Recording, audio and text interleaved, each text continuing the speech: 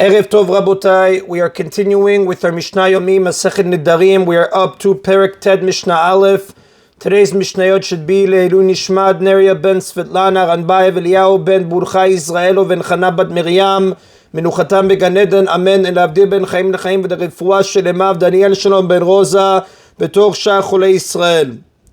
Now, just as an introduction for this Mishnah, a neder can be annulled by using an opening, which is an undesirable result of the neder that the person had not expected and that would have prevented him from making the neder had he thought of it. The chapter discusses various openings and teaches which ones are valid grounds to annul a neder and which are not. Rabbi Eliezer says, Potchin la'adam b'chvod aviv ve'imo. We may use an opening for a person to be released from his neder based on concern for the honor of his father and his mother. Meaning we ask him, if when you made the neder, you would have realized that people would shame your parents for your sin of making nedarim, would you still have made the neder?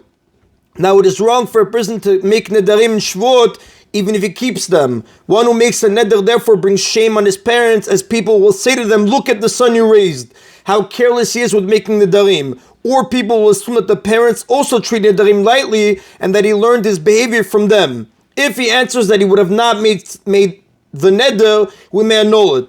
But the sages forbid using such an opening to annul neder, because no one would admit that he lacks concern for his parents. Therefore, even if this person does not care about his parents and their honor would not have prevented him from making the neder, he would not admit it. Instead, he would lie and say that it would have prevented him. Since his answer cannot be trusted, this opening is invalid.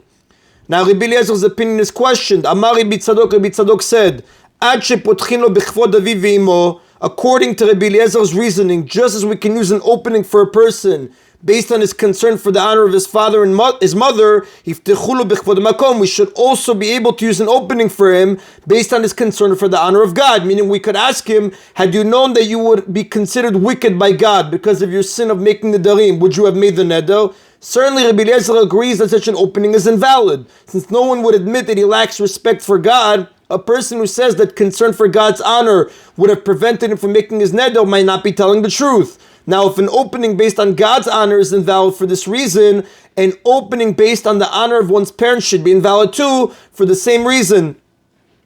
And the Mishnah defends Rabbi Eliezer's opinion by arguing that there is a major difference between an opening based on God's honor and an opening based on parental honor. Im ken en nedarim. If so, meaning if an opening based on the honor of God would be valid, nedarim will not be annulled properly, because like we said, no one would admit that he does not care about God's honor. Rather, he will lie and claim that concerns for God's honor would have prevented him from making the neder. Rabbi Eliezer therefore agrees that such an opening is invalid. This is quite different from an opening based on parental honor, because according to Rabbi Eliezer, a person would not be afraid to admit that he is unconcerned about the honor of his parents. And the Mishnah cites a case in which Rabbi Eliezer and the sages agree.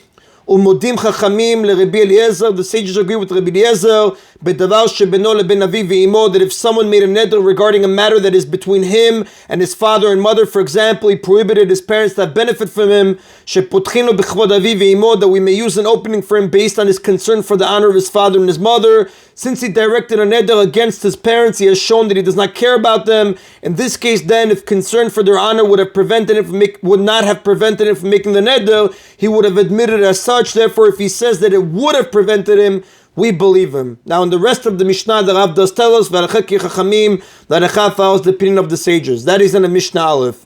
Mishnah Bet cites another dispute between Rabbi Eliezer and the sages. This dispute is about an opening called nolad, literally born, which refers to an unexpected change of circumstances that is born, meaning takes place after the neder is made. Vodamar Rabbi Eliezer also said, now the Mishnah says also, because after stating a lenient ruling in the previous Mishnah, Rabbi Eliezer states another such ruling here. Vodamar Rabbi Eliezer also said, Potchin benolad, we may use an opening based on nolad, meaning if an unexpected change takes place after the neder that would have prevented the person from making the neder had he thought of it, this is a valid opening that can be used to annul the neder.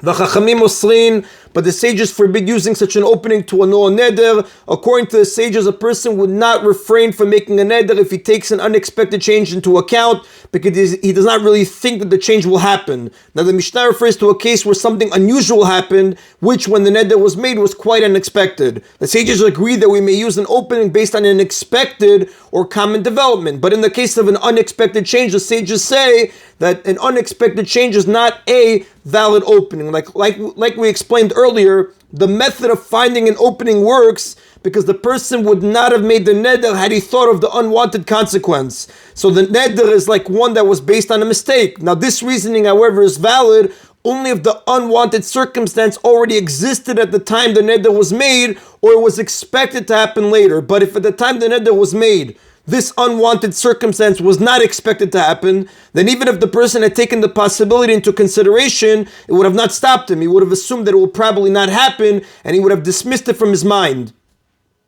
Since he would have made the neder even if he had thought of the unwanted circumstance, the neder was not based on incomplete or false information. The sages ruled, therefore, that the neder stands and cannot be annulled. Rabbi Eliezer disagrees with the sages because he derives from a verse in the Torah that even nolad is a valid opening. The sages, however, dispute Rabbi Eliezer's interpretation of the verse.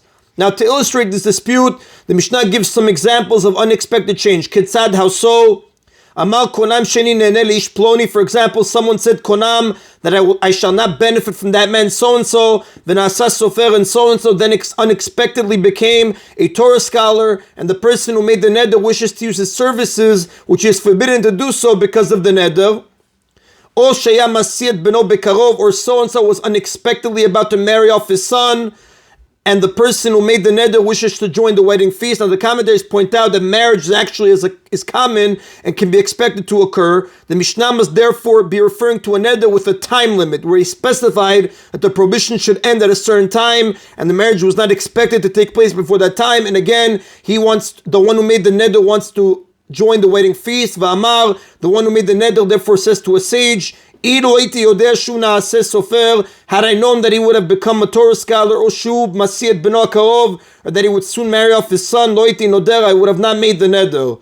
Another example, someone said konam, that I should not enter this house, and the house was then unexpectedly made into a synagogue, and he now wishes to enter it to pray. V'amari therefore says to a sage, had